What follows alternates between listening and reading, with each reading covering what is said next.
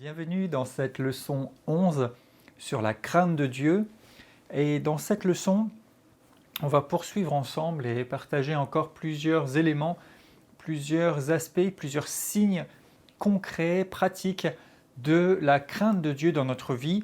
Donc on est dans cette partie du cours, la crainte de Dieu en pratique, pendant laquelle on est en train vraiment de cheminer et de donner comme ça quelques repères, quelques éléments.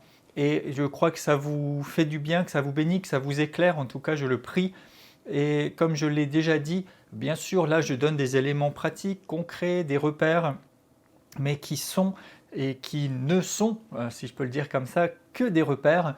L'objectif ce n'est surtout pas juste de dresser une liste et de dire est-ce que je satisfais à tel point, tel point, tel point, tel point, et puis être content de soi-même en disant c'est bon, j'ai rempli toutes les conditions. Non, ce sont juste des repères, des signaux, des éléments qui nous permettent de voir comment et que la crainte de Dieu est en action, est en présence, mais ce n'est pas non plus juste une liste de règles. Et nous avons passé déjà du temps dans ce cours. Nous avions commencé par donner une définition de ce qu'est la crainte de Dieu. Je vous rappelle, la crainte de Dieu, c'est un profond respect qui s'exprime par le fait que Dieu soit notre référence, qu'il est notre préférence, que nous ayons pour lui de la déférence et de la révérence. Et au fur et à mesure du développement, je crois que ces différents aspects et ces termes aussi s'éclairent dans leur signification et là précisément dans leur manifestation, dans leur expression. Et puis nous avions vu aussi pourquoi la crainte de Dieu, quels étaient les bénéfices et les motivations par rapport à la crainte de Dieu. Puis nous avons vu que la crainte de Dieu est reliée avec le fait de connaître Dieu. Et nous avons passé du temps sur les attributs de Dieu, les attributs qui lui sont propres, et aussi sur le fait que nous étions appelés à être des imitateurs de Dieu. Puis nous avons parlé de la communion avec Dieu, qui est vraiment un point plus que fondamental, plus que jamais. Et puis nous avons vu vraiment plusieurs choses qui, je crois, sont une grande bénédiction. Et alors que nous parlons maintenant de ces aspects pratiques, la crainte de Dieu en pratique, nous voulons poursuivre. La dernière fois, nous avons parlé de la consécration, nous avons parlé de l'adoration, de donner la gloire à Dieu, de lui rendre le crédit. Nous avons parlé de la sainteté, du fait d'écouter Dieu et de lui obéir. Et donc nous allons reprendre avec des choses très pratiques et concrètes. Alors Père, merci pour ce temps de nouveau d'enseignement, pour cette nouvelle leçon. Je te remercie de nous parler, de nous instruire, de nous éclairer, de nous amener, Père, oui, à faire les bonnes choses, mais aussi et surtout toujours garder à l'esprit que la priorité, le plus important, c'est que nous soyons avec toi, c'est que nous nous attachions à toi, que nous recevions tes instructions pour les pratiquer. Seigneur, nous voulons être des personnes qui t'honorent, qui te plaisent, qui marchent dans la crainte de Dieu, d'abord et surtout parce que nous t'aimons, en réponse à l'œuvre merveilleuse du salut que tu as accompli pour nous. Et je te remercie pour les choses merveilleuses que tu nous donnes, Seigneur, en plus. Gloire à toi dans le nom de Jésus. Amen. Donc le point suivant dans cette crainte de Dieu en pratique que je voudrais aborder avec vous, ce sont nos paroles. Nos paroles. Quelqu'un qui marche dans la crainte de Dieu va aussi être remarqué, si on peut dire, par rapport à ses paroles. Et bien sûr que les paroles, c'est tout un sujet. Souvenez-vous, dans le cours sur la foi, nous avons échangé là-dessus, sur le fruit de nos paroles, sur tout ce qu'il y avait comme implication aussi dans ce domaine-là. Et regardons une parole de Jésus dans Matthieu 12.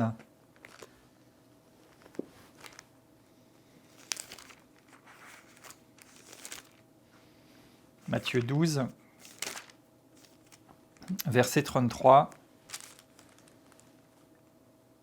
Dites que l'arbre est bon et que son fruit est bon, ou dites que l'arbre est mauvais et que son fruit est mauvais, car on connaît l'arbre par le fruit. Race de vipères, comment pourriez-vous dire de bonnes choses, méchants comme vous l'êtes, car c'est de l'abondance du cœur que la bouche parle. L'homme bon tire de bonnes choses de son bon trésor, et l'homme méchant de mauvaises choses de son mauvais trésor. Je vous le dis, au jour du jugement, les hommes rendront compte de toute parole vaine qu'ils auront proférée, car par tes paroles tu seras justifié, et par tes paroles tu seras condamné. Et il y a tant de paroles dans l'Écriture et d'enseignements sur ce sujet des paroles, donc je ne veux pas le développer en détail ici, mais Jésus ici parle d'un arbre avec son fruit, il parle d'être condamné ou justifié, et tout cela en rapport avec les paroles. En fait, ce que vous dites, les paroles révèlent ce que vous êtes, ce qu'il y a dans votre cœur. Il dit aussi que l'homme bon tire de bonnes choses de son bon trésor, c'est-à-dire que vous parlez, vous exprimez selon ce qu'il y a en vous, et le mauvais, des mauvaises choses. Donc si nous marchons dans la crainte de Dieu, nous sommes aussi attentifs à nos paroles sont marquées, imprégnées de la bonté de Dieu, de la parole de Dieu, de la vérité, de la douceur, de la grâce, de la fermeté par rapport à ce qui est faux aussi. En tout cas, nos paroles révèlent notre cœur. Jacques chapitre 3.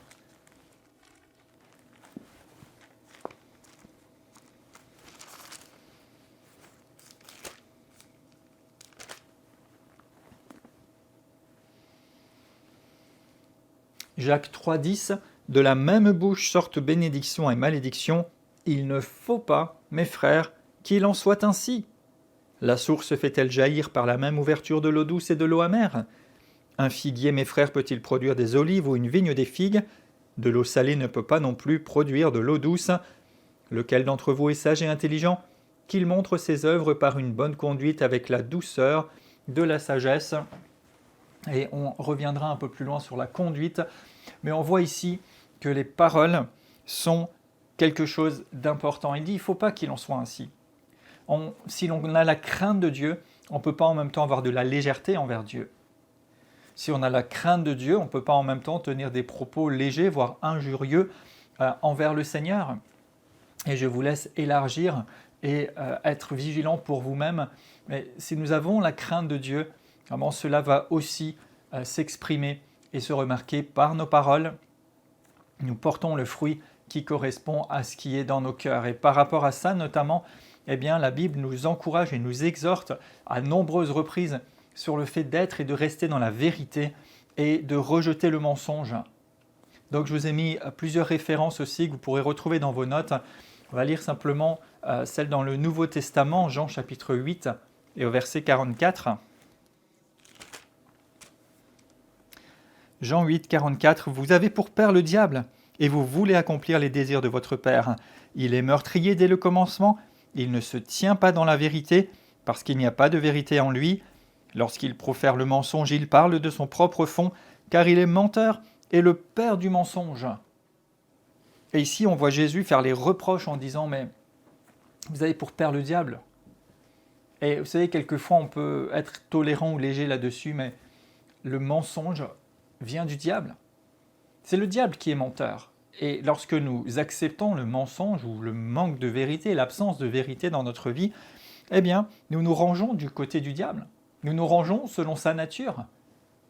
Mais si nous avons Dieu pour Père, et nous avons Dieu pour Père, eh bien, nous devons marcher dans la vérité, comme Christ lui-même l'a fait, et c'est absolument primordial. Éphésiens 4.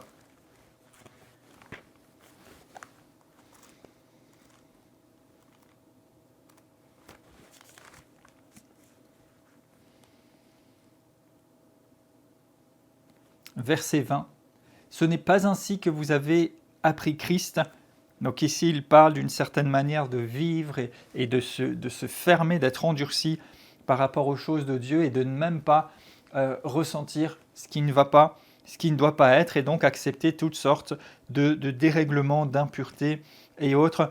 Mais il dit, vous avez été dépouillés par rapport à votre vie passée. Et au verset 25, « C'est pourquoi renoncez au mensonge.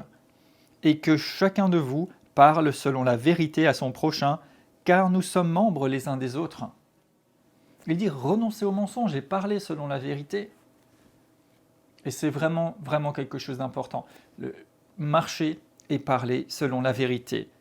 Vous savez, même si quelqu'un avait l'habitude de dire des mensonges, d'arranger les choses, vous pouvez changer. Et non seulement vous pouvez changer, mais vous avez été changé. Vous avez été dépouillé, comme il est dit ici, de votre vieille nature par la puissance de l'œuvre de Christ. Vous avez été recréé, vous êtes une nouvelle personne. Mais maintenant, c'est à vous de choisir de vous comporter conformément. Et ici, on regarde plusieurs éléments et d'autres viennent, mais en fait, ce n'est pas comme si on essayait de faire des efforts pour devenir quelque chose, je crois l'avoir déjà mentionné, mais parce que nous sommes devenus une nouvelle créature, alors nous produisons un fruit conforme à celle-ci, et ce n'est pas parce que nous ferions beaucoup de choses, ni même les éléments pratiques que nous observons, que nous serions véritablement dans la crainte de Dieu. Par contre, si nous marchons véritablement dans la crainte de Dieu, alors ces choses-là seront une évidence, seront un fruit de cette marche dans la crainte de Dieu. Marchez par l'Esprit, vous n'accomplirez pas les désirs de la chair. 2 Corinthiens 5, 17, si quelqu'un est en Christ, il est une nouvelle créature, les choses anciennes sont passées, voici toutes choses sont devenues nouvelles. Et quand on parle de rester dans la vérité, de rejeter le mensonge, c'est bien sûr dire des choses fausses, c'est un mensonge, mais il y a aussi la question de l'authenticité, d'être vrai, de ne pas chercher des fausses excuses, de ne pas donner de fausses réponses, de ne pas tourner autour du pot, comme on dit cette expression, mais d'être vraiment dans la vérité, dans l'authenticité, d'être des personnes dont on sait, voilà, quand il dit une chose, c'est ça. Quand quelque chose n'est pas en phase, on le sait aussi parce que c'est une personne authentique, une personne vraie. On parle parfois de transparence et d'honnêteté, vraiment d'être honnête en tout. Vous savez, même s'il y a des choses qui sont dans votre sens, mais qui ne sont pas honnêtes, qui ne sont pas justes, qui ne sont pas pures, c'est important d'être dans la vérité et d'amener les choses à la lumière. Et ça peut passer vraiment par différents sujets. Et je ne veux pas rentrer dans trop d'exemples pratiques parce que je ne veux pas que, encore une fois, vous disiez il faut que je fasse ci, il faut que je fasse ça, ça se résume à ça. Mais je voudrais vous donner juste les grandes lignes et laisser le Seigneur et il le fera. Vraiment vous éclairer, vous inspirer et attirer votre attention dans certaines situations. Vous savez, il y a des choses qui paraissent peut-être anodines et qui peuvent passer comme ça, mais à un moment donné, le Saint-Esprit va attirer votre attention et va vous dire, voilà, telle chose, vous êtes mal à l'aise avec ça parce que vous sentez que ce n'est pas juste, ça ne va pas dans la crainte de Dieu. Si vous craignez Dieu, vous êtes honnête, vous êtes dans la pureté en toutes choses. Et peut-être des petites choses que vous pouviez tolérer ou accepter auparavant, qui ne sont pas fondamentalement graves, qui ne sont peut-être pas de votre fait, vont tout à coup sembler comme quelque chose de gênant et vous voudrez les rétablir, vous voudrez que ça reste quelque chose de juste, de pur, de droit. Je donne un exemple complètement pratique et concret. Vous savez, il peut arriver, par exemple, lorsque vous faites un achat quelque part, que le commerçant vous rende plus qu'il n'aurait dû dans votre monnaie, ou il peut arriver qu'il y ait un article qui n'ait pas été compté. Et d'une part, on pourrait se dire « Ah super, j'ai eu ça gratuitement », mais il faut se dire que si vous l'avez eu, c'est qu'en fait ça va manquer aux commerçants, ce n'est pas quelque chose qui est juste. En prenant peut-être les transports en commun, vous passez votre titre de transport, mais il n'est pas détecté. Vous avez le choix, soit vous voyagez gratuitement et vous dites « Ah, j'ai voyagé pour rien », ou soit vous allez passer votre titre de transport pour être sûr d'avoir payé votre déplacement. Vous voyez, c'est des petites choses comme ça, mais je ne veux pas encore une fois donner trop de choses comme pour s'enfermer dans quelque chose, mais vous savez, il y a vraiment quelque chose de particulier avec cette crainte de Dieu, c'est que ça va marquer vraiment notre rapport à Dieu, oui, mais même dans des choses simples de la vie, dans l'honnêteté, dans la vérité, dans la justice, dans la sincérité. Et vraiment, Dieu trouvera des moyens de vous bénir, vous savez, sans que ça n'ait d'incidence sur quelqu'un d'autre. Quand Dieu vous bénit, quand Dieu vous favorise, quand Dieu vous honore, ça n'a pas de conséquences négatives sur quelqu'un d'autre, ça ne se fait pas au détriment de quelqu'un. Ce n'est pas véritablement une bénédiction de Dieu si vous avez un avantage alors que ça retire quelque chose à quelqu'un d'autre. La bénédiction fait que vous pouvez être avantagé, mais sans que ça n'ait d'effet négatif sur quelqu'un. Mais Dieu va incliner le cœur de quelqu'un à votre faveur. Dieu va créer les circonstances en votre faveur, mais certainement pas d'une manière dont l'honnêteté puisse être remise en question. Donc, marchez dans la vérité, rejetez le mensonge, être dans l'honnêteté. Et puis un autre aspect, c'est aussi d'honorer Dieu avec nos biens. C'est de prendre conscience que ce que nous avons, ce qui nous appartient, ce n'est pas véritablement à nous, mais que tout ce que nous avons appartient à Dieu et que nous voulons l'honorer. L'honorer. Proverbe 3, versets 9 à 10 nous dit « Honore l'Éternel avec tes biens et avec les prémices de tes revenus ». Je ne veux pas ici faire un enseignement sur les finances, mais on voit ici que nos biens, nos revenus, en faire part au Seigneur, l'honorer avec ça, l'utiliser pour les intérêts du royaume, c'est quelque chose qui fait partie aussi de l'honneur que nous portons à Dieu, de la crainte de Dieu. En fait, c'est une manière aussi d'accorder plus de valeur et de témoigner plus de valeur à Dieu qu'à l'argent, qu'à nos ressources, en réalisant que ça vient de lui, que ça lui appartient. Et là aussi, on ne veut pas essayer de tricher, de passer entre les gouttes. Rappelez-vous, on avait vu, il y a ces religieux qui, lorsqu'ils donnent quelque chose, qu'ils font quelque chose, ils veulent se faire remarquer. Mais il y a aussi ceux qui veulent faire comme s'ils donnaient, alors qu'en fait, c'est quelque chose qui n'est pas dans la bonne disposition de cœur et parfois même des choses qu'on pourrait dire misérables. Regardons le reproche de Dieu à travers le prophète Malachie, Malachie 1, et au verset 6, il dit « Un fils honore son père et un serviteur son maître. Si je suis père, où est l'honneur qui m'est dû? Et si je suis maître, où est la crainte que l'on a de moi? Dit l'Éternel des armées, à vous les sacrificateurs, qui méprisez mon nom, et qui dites en quoi avons-nous méprisé ton nom? Vous offrez sur mon autel des aliments impurs, et vous dites en quoi t'avons-nous profané? C'est en disant la table de l'Éternel est méprisable. Quand vous offrez en sacrifice une bête aveugle, n'est-ce pas mal? Quand vous offrez une boiteuse ou infirme, n'est-ce pas mal? Offre-la donc à ton gouverneur. Te recevra-t-il bien, te fera-t-il bon accueil, dit l'Éternel des armées? Priez Dieu maintenant, car c'est de vous que cela vient. Vous recevra-t-il favorablement, dit l'Éternel des armées? Et en fait, ici, Dieu parle à ses sacrificateurs. Et on voit que les gens avaient commencé à essayer de trouver un petit peu des arrangements, vous savez, pour faire à Dieu un sacrifice qui, finalement, ne leur coûte rien. Et Dieu fait une remarque ici ô combien pertinente. Il dit, vous amenez une bête qui est boiteuse, une bête qui est malade, une bête qui est mal au point. Vous amenez des choses qui sont profanes, impures. Mais si vous ameniez ça à votre gouverneur, et la question parfois peut se poser, qu'est-ce que j'offre à Dieu? Et un serviteur de Dieu avait donné le témoignage un jour en disant que quelqu'un était venu chez lui avec des affaires dans sa voiture, et puis ils sont venus vers lui, ils lui ont dit, voilà, pasteur, on voudrait vous offrir ça, on vous fait don de ça pour vous et puis pour l'œuvre de Dieu, parce qu'en fait on voulait le mettre à la poubelle, mais après on s'est dit que ça serait encore assez bien pour vous. Et je ne sais pas si vous réalisez la remarque ou la nuance ici, mais vous savez, on ne va pas faire à Dieu des dons, des sacrifices, de choses qu'on mettrait à la poubelle. Mais on veut lui offrir quelque chose de valeur, quelque chose qui compte. Et ce n'est pas une question seulement de prix, ce n'est pas une question seulement de valeur financière ou monétaire. Rappelez-vous, Jésus a honoré cette veuve qui a donné peut-être un petit montant humainement, mais qui a donné de ce qui lui était vital, de ce qu'elle avait besoin. Et ce n'est pas qu'on veuille seulement des choses luxueuses ou remarquables, ou que Dieu demande seulement des choses énormes et qui nous soient impossibles, certainement pas, mais c'est aussi selon notre cœur. Est-ce qu'on lui donne seulement ce qu'on aurait mis à la poubelle? Sincèrement, si c'est bon pour la poubelle, mettez-le à la poubelle. Si c'est bon et que ça peut servir à quelqu'un, eh bien, donnez-le à quelqu'un.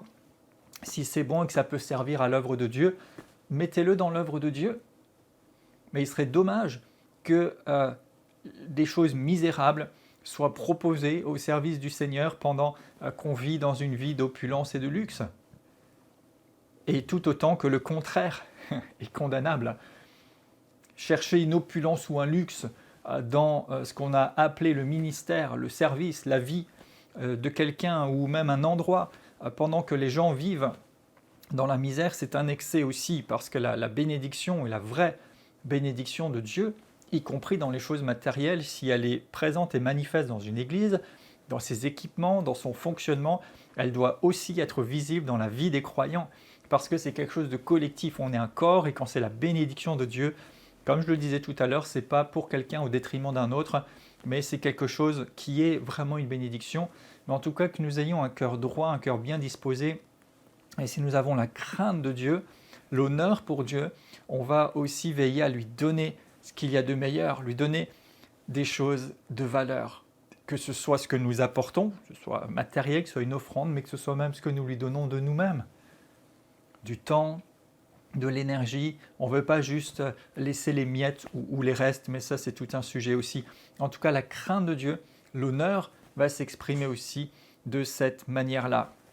Et puis, de la même manière, on va vraiment accorder de l'attention et ne pas prendre à la légère les choses de Dieu et Dieu lui-même. Ici, Dieu faisait le reproche au sacrificateur en disant « Vous avez méprisé ma table, vous avez méprisé le service. » Et nous, on veut vraiment accorder de la valeur aux choses de Dieu.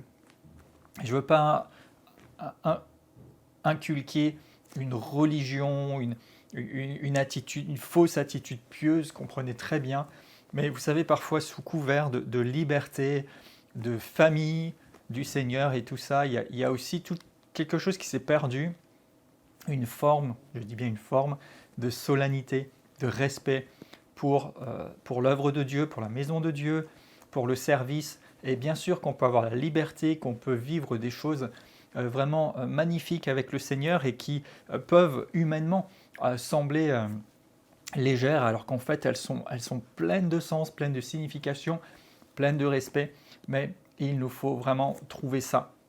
On n'est pas léger, mais on accorde de la valeur aux choses de Dieu. 1 Corinthiens 11.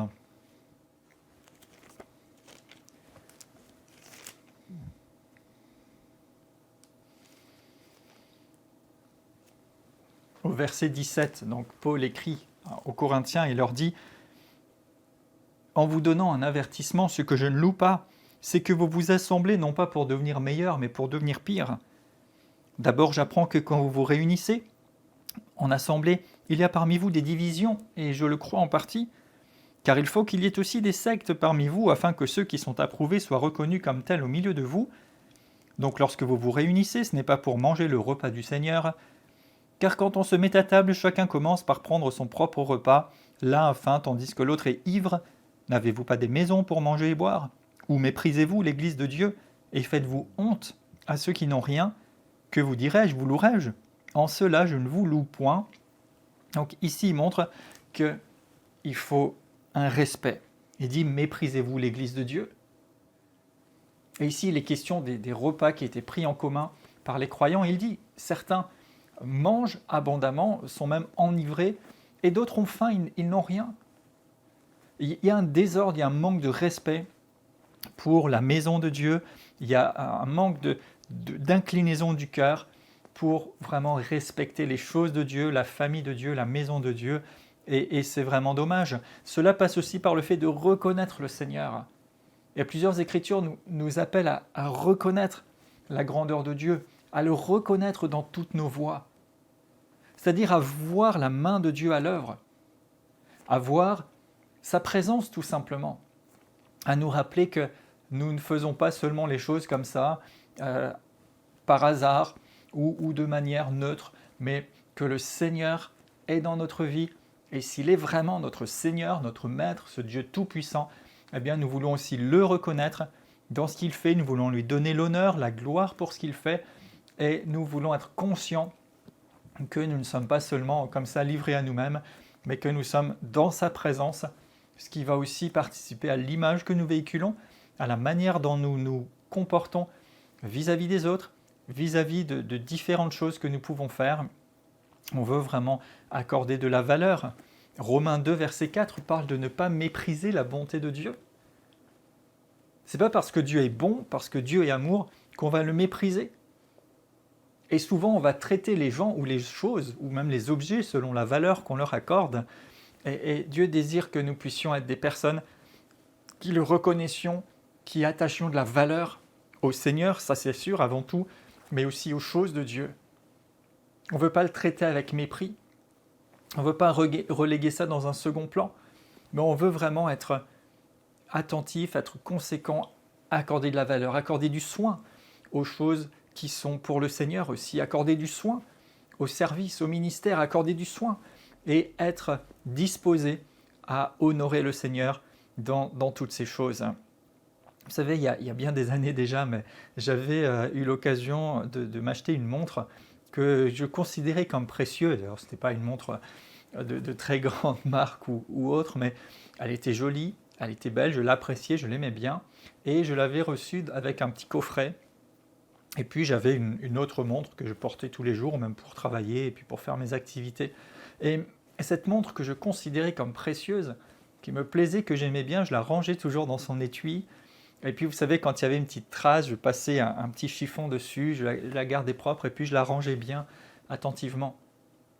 Et puis finalement, la montre que je portais tous les jours, ben, quand je rentrais, je l'enlevais, je la déposais un petit peu comme ça, n'importe où. Parfois même, je la cherchais en disant mais où est-ce que je l'ai laissée, alors que cette montre que je considérais plus précieuse était toujours rangée à sa place.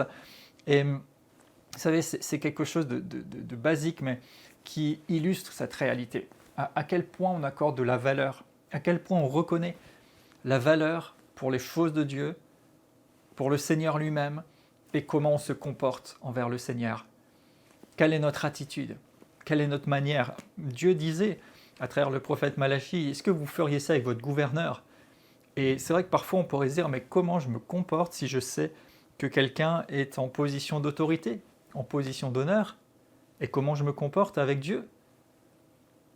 Et il y a un respect, une inclinaison, même si c'est vrai que dans nos sociétés modernes et selon les cultures, c'est encore plus ou moins présent, dans d'autres ça se perd un peu, mais en principe, quelqu'un qui est en autorité va recevoir une forme d'honneur de notre part. On va avoir un certain comportement en présence de quelqu'un qu'on considère en autorité, que ce soit un dirigeant, que ce soit un patron d'entreprise, que ce soit un décideur, que ce soit peut-être même un dirigeant officiel du gouvernement ou du pays. Il y a une inclinaison, il y a un comportement qui convient et qui ne conviennent pas. Et Dieu dit, est-ce que vous feriez avec vos dirigeants, avec vos gouverneurs, ce que vous faites avec moi? Donc nous voulons être, non pas, encore une fois, nous enfermer sous un fardeau et puis des choses à faire, pas faire et être complètement coincés. Non, mais la crainte de Dieu qui grandit dans notre être intérieur va produire aussi une certaine attention, un poids de la valeur pour les choses de Dieu. Et puis bien sûr, c'est peut-être l'un des plus évidents, mais ça ne passe pas que par là, mais ça va se voir dans tout notre comportement. Et l'Écriture nous engage abondamment. Et dans tous les épîtres, il y a vraiment beaucoup d'exemples. Et je disais la dernière fois, si vous lisez les reproches que Jésus faisait aux pharisiens, vous savez comment doit être ou ne pas être votre cœur, votre mentalité, votre façon d'être, parce qu'il va beaucoup leur reprocher sur ça. Et si vous lisez aussi les épîtres, vous verrez un certain nombre de travers, de reproches, d'anomalies qu'il y avait dans les églises, chez les croyants, et vous pouvez réaliser qu'est-ce qu'il ne faut pas faire, comment doit être votre comportement. Mais là encore, je ne veux pas que ce soit juste, vous savez, comme une liste où on va chercher, il ne faut pas faire ci, il faut faire ça, ce qui risque de faire de nous des gens très religieux qui s'arrêtent juste à des choses écrites. Mais ce sont des repères. Et si nous marchons dans la crainte de Dieu, eh bien nous allons nous conformer à ces choses-là. Galates chapitre 5 au verset 13.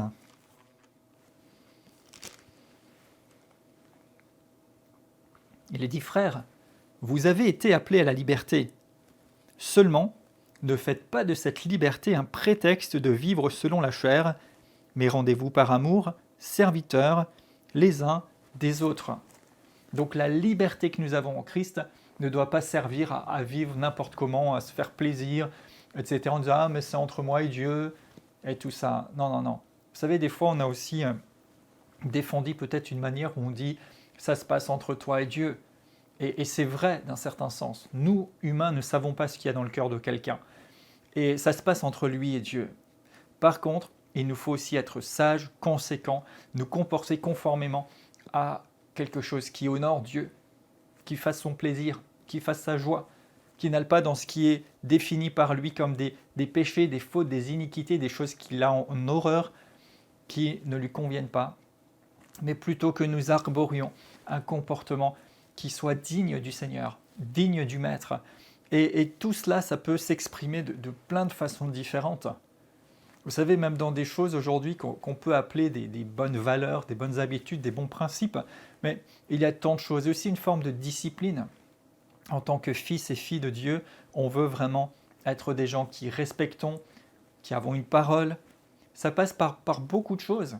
Ça passe par respecter un horaire si on donne un horaire, par exemple. Ça passe par le fait d'être sérieux. Ça passe par le fait d'être des gens de parole, d'être des gens fiables. Ça passe par le fait de bien exécuter les tâches qu'on doit exécuter.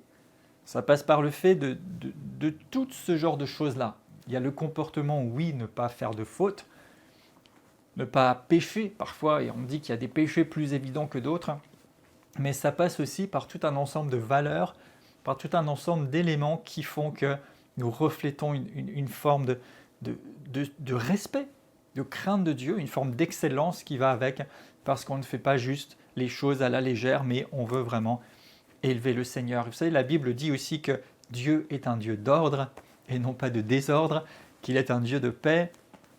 Maintenant, c'est vrai que l'ordre, selon Dieu, parfois peut ressembler à du désordre, selon l'homme, mais il y a toujours ce poids, ce respect, cet honneur. Vous savez, par exemple, la Bible exhorte abondamment à se réjouir devant Dieu. On peut sauter, danser, il peut se passer plein de choses, il peut y avoir différentes manifestations à cause de la présence de Dieu, de la puissance du Saint-Esprit et l'histoire. Déjà dans les Écritures, la Pentecôte, toutes ces choses-là, c'était quand même, on pourrait dire, une forme de désordre quelque part. Et dans l'histoire de l'Église, il s'est passé beaucoup de choses qui pouvaient ressembler à des désordres, mais pourtant, il y avait une crainte de Dieu, une sainteté. Dans le livre des Actes, on dit que la crainte de Dieu s'emparait de chacun. Donc il y avait cette joie, ce feu quelque part par le Saint-Esprit. Les gens avaient des manifestations de l'Esprit, il y avait des miracles, il se passait beaucoup de choses, mais il y avait une sainte crainte de Dieu. Et dans l'histoire de l'Église, dans l'histoire des réveils, des mouvements de réveil étaient accompagnés par des mouvements de Dieu qui pouvaient sembler parfois impressionnants avec beaucoup de manifestations, mais il y avait une crainte de Dieu. Et nous voulons marcher dans la crainte de Dieu. Ça, c'est l'ordre selon Dieu, un Dieu de paix, un Dieu d'ordre. On a du respect, de l'honneur pour Dieu. Et même s'il y a des éléments extérieurs qui paraissent un peu dans l'agitation, l'excitation ou je ne sais quoi, mais il y a toujours ce respect profond, cette crainte, cette inclinaison envers Dieu. Il est notre référence, il a notre préférence. Nous avons pour lui de la déférence et de la révérence. Nous voulons vraiment être des gens conséquents. Ce n'est pas notre copain, ce n'est pas juste quelque chose comme ça, mais c'est oui, nous avons droit à l'amitié de Dieu, mais à cette sainte, cette saine amitié, quelque chose de profond, avec ce respect intense et profond qui se manifeste et qui va se voir aussi dans nos comportements, dans nos façons d'être. Cela va s'exprimer aussi dans les relations. Dans les relations. Vous savez, si nous avons la crainte de Dieu, nous sommes aussi vigilants au type de relations que nous entretenons, à ce à quoi nous prenons part ou pas. Et bien sûr que dans certains milieux, dans certains domaines, on ne peut pas toujours choisir les gens qui sont autour de nous ou avec nous. Par exemple, au travail, il y a des personnes qui sont là, vous ne pouvez pas dire « Ah non, je ne veux pas être avec cette personne ». Par contre, vous choisissez ce à quoi vous prenez part ou pas, et vous choisissez quelle relation vous allez développer ou pas par rapport à cette crainte que vous avez de Dieu. Ce qui veut dire par exemple que quelqu'un qui méprise Dieu, qui parle en mal au sujet de Dieu, quelqu'un qui nourrit des propos, des paroles, des attitudes, même peut-être des jeux, des choses qui sont déplacées, qui sont contraires à la pureté, à la sainteté, eh bien vous n'allez pas prendre part à ces choses parce que vous avez la crainte de Dieu. Vous n'allez pas prendre part à certaines choses. Vous allez rester dans la crainte, dans la sainteté, même au milieu de gens qui n'y sont pas, parce que vous honorez Dieu par-dessus tout. 1 Corinthiens 15, 33.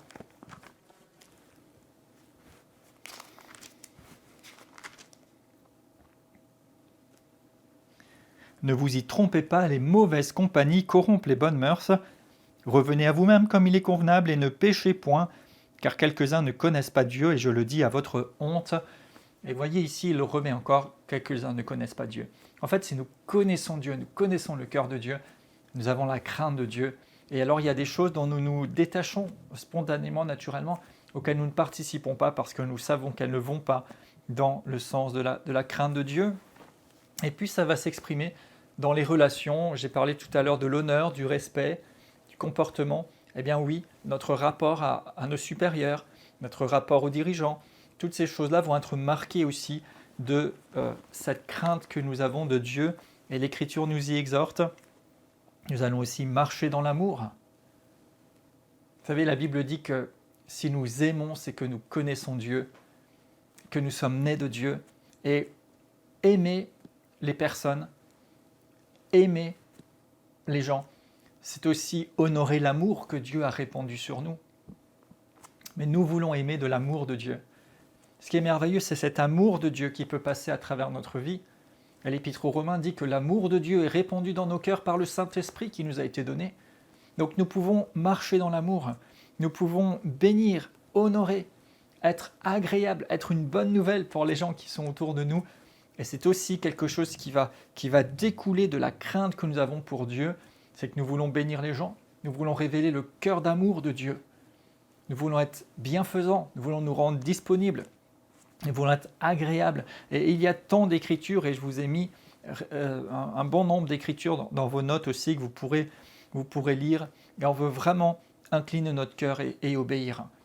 Vous savez, la Bible nous dit que nous devons donner l'honneur à qui va l'honneur, la crainte à qui va la crainte, sans pour autant faire de compromis face à la parole de Dieu.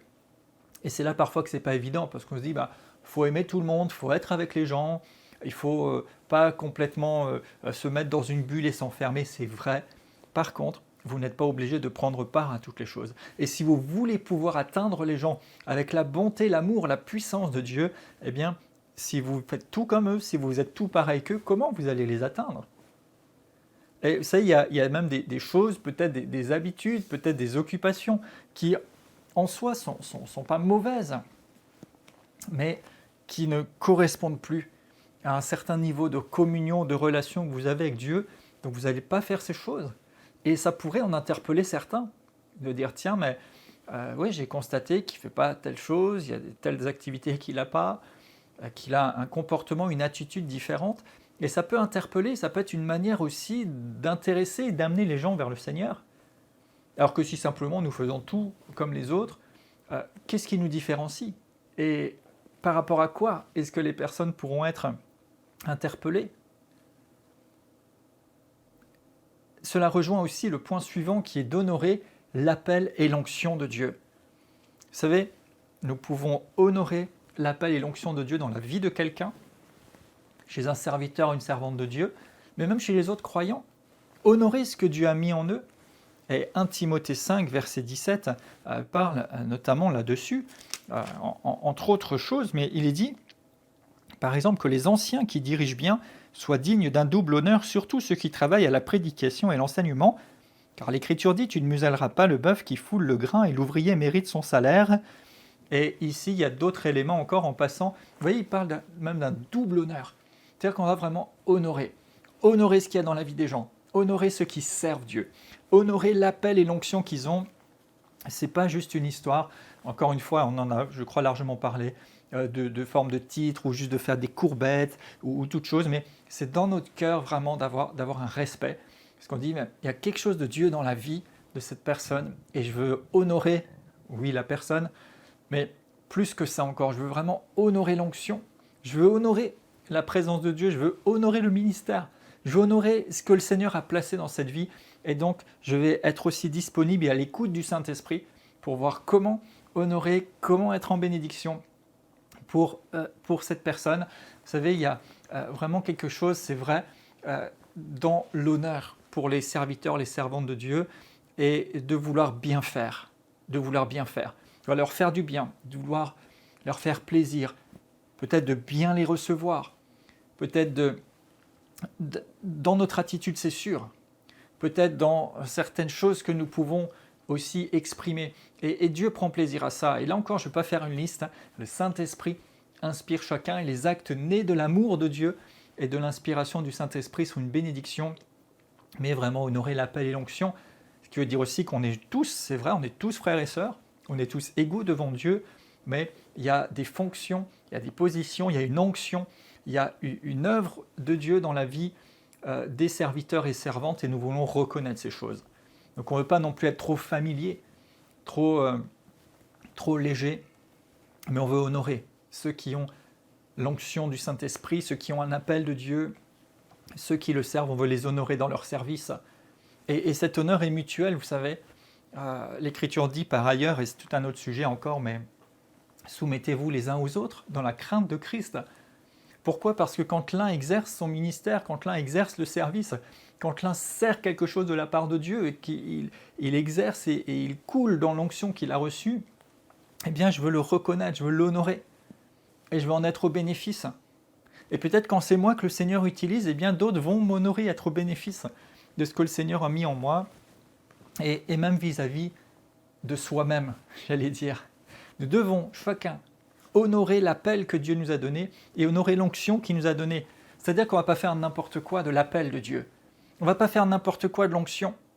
Le ministère, c'est pas faire ce que je veux, ce que j'ai envie. Et c'est même pas faire ce qu'on me demande ou ce qui pourrait plaire aux gens. Le ministère, c'est faire ce que Dieu dit de faire. Et j'ai reçu l'onction dans un objectif. Donc oui, nous devons être accessibles. Oui, nous devons être serviteurs. Oui, nous devons nous mettre à disposition des gens, mais pas non plus être esclaves de ce qu'on attend de nous. Et ne pas nous perdre dans plein d'activités, dans plein de choses qui peut-être semblent nous servir ou répondre aux envies, aux attentes des personnes, mais nous voulons être dans ce que Dieu nous demande, et vraiment respecter l'onction. Vous savez, chacun a ses manières et a sa façon de le vivre, mais par exemple, pour ce qui me concerne, parfois quand je suis quelque part pour servir, que je vais exercer le ministère, j'aime bien avoir un moment avant et parfois après aussi, où simplement je suis, entre guillemets, tranquille et je suis dans cette dynamique, dans cette présence de Dieu, où je me dispose et parfois, plutôt que d'avoir des grandes discussions et plein de choses, je ne dis pas non plus qu'il faut se mettre encore une fois dans une bulle, dans quelque chose de solennel ou quoi, mais parfois plutôt que des grands discours, plutôt que raconter des blagues, plutôt que parler les derniers potins, vous savez, avant une réunion ou avant un temps de prière ou avant un temps dans la présence de Dieu, eh bien, souvent il est mieux de se disposer, de s'exposer spirituellement. Bien sûr, on va se saluer, bien sûr, on va être cordial et agréable les uns avec les autres, mais parfois, plutôt que de partir dans plein de discussions qui n'ont rien à voir, on veut rester focalisé, on veut commencer à tourner nos regards et à se positionner, par exemple, pour rencontrer le Seigneur. Et vous savez, Paul disait même à Timothée qui était jeune dans le service, vous avez aussi les références, que personne ne méprise ta jeunesse, mais sois un exemple. Donc il y a les deux. Les gens doivent accepter, honorer ce qu'il y a en vous, parce que Timothée était jeune, mais il avait l'onction de Dieu, il était dans le ministère, mais il devait aussi, lui, être un exemple. Et ça, c'est vraiment important. Donc, à nous aussi d'éviter que les gens ne méprisent nous-mêmes et ne méprisent ce que Dieu a mis en nous en ayant le bon comportement, en étant un exemple. Et rappelez-vous, même Jésus n'était pas toujours reconnu et honoré pour qui il était. Lorsqu'il arrivera quelque part, les gens vont dire « mais lui, on le connaît. Est-ce que ce n'est pas le fils du charpentier ? On l'a vu grandir, on l'a fait faire plein de choses, mais pour qui il se prend ? D'où il sort ?» Donc il n'a pas été reçu parce que les gens se sont arrêtés à son identité naturelle, plutôt que de voir ce que Dieu avait mis en lui, l'onction qu'il avait. Mais vous savez, nous devons vraiment honorer ce que Dieu a placé dans quelqu'un, honorer les ministères, honorer l'appel et l'onction, celui que nous voyons chez les autres, l'appel et l'onction que nous avons reçu. Maintenant, ça ne veut pas dire non plus de suivre tout le monde et n'importe qui, dans tout et n'importe quoi. Rappelez-vous, il y a des faux, et Jésus mettait en garde contre les faux, nous ne devons pas les suivre. Il y a des aveugles qui conduisent d'autres aveugles, et les deux vont tomber dans un trou. Ce n'est pas ce qu'il faut faire ni vivre non plus. Non, nous voulons vraiment être vigilants, attentifs et honorer le Seigneur en toutes choses. Honorer l'appel et l'onction, oui, mais l'appel et l'onction authentique. Et vous savez, si chacun vit dans la crainte de Dieu, eh bien les serviteurs et les servantes, les ministères et même chaque croyant va exprimer et exercer le service et travailler dans l'onction qu'il a reçue avec crainte, la crainte de Dieu. Et alors nous pourrons, et chacun pourra l'accepter, le reconnaître dans la crainte de Dieu. Et ça crée une saine atmosphère et ça permet d'aller vraiment dans de grandes choses et à Dieu d'agir. Et si nous laissons les interférences humaines, charnelles, les mauvaises motivations, les mauvais comportements, eh bien, ça va vraiment changer beaucoup de choses. Et je crois qu'il est temps et qu'il est nécessaire que nous retrouvions, si tel doit être le cas, le chemin de la saine crainte de Dieu. Et nous allons tous y gagner, c'est sûr, mais au-delà d'y gagner ou pas d'y gagner, il nous faut nous aligner sur la pensée, sur la volonté de Dieu, parce que nous sommes ses enfants, il nous a sauvés, nous sommes ses serviteurs et servantes, et il nous faut marcher dans la crainte de Dieu. Il est même dit que la crainte de Dieu, rappelez-vous, ce n'est que le commencement, c'est juste le début, c'est juste la base de la sagesse, et ça doit être présent dans nos vies, et ça s'exprime à travers un certain nombre d'éléments que nous avons vus et observés. Et dans la prochaine leçon, on apportera encore quelques points et on ira vers la conclusion de ce cours. Donc je vous dis à bientôt pour la prochaine leçon.